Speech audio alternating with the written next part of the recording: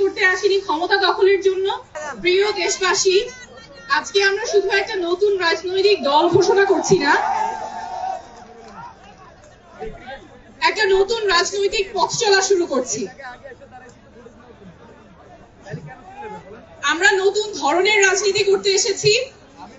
বিগত বছরগুলোতে রাজনীতির অর্থ ছিল ক্ষমতার খেলা, জনগণের সাথে প্রতারণা, অনেক সময়ই স্বার্থের লেনদেন।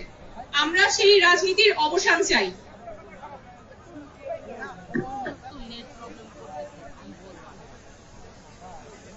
আমরা এমন রাজনীতি করতে চাই যেখানে শুধুমাত্র কোনো ব্যক্তি বা পরিবারের স্বার্থ সংরক্ষিত হবে না, রাজনীতি হবে মানুষের পাশে দাঁড়ানো, জনগণের কথা বলা।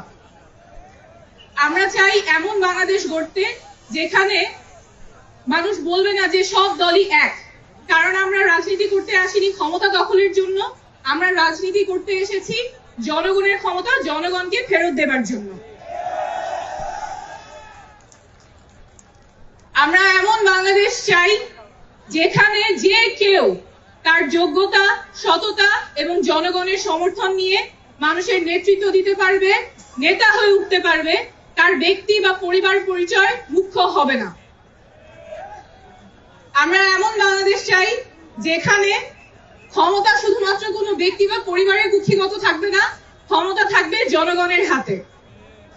আমরা এমন বাংলাদেশ চাই যেখানে স্বাস্থ্য এবং শিক্ষা কারো পণ্যে পরিণত হবে না, সেটা সবার অধিকার, নাগরিক অধিকার, সবার সমান থাকবে।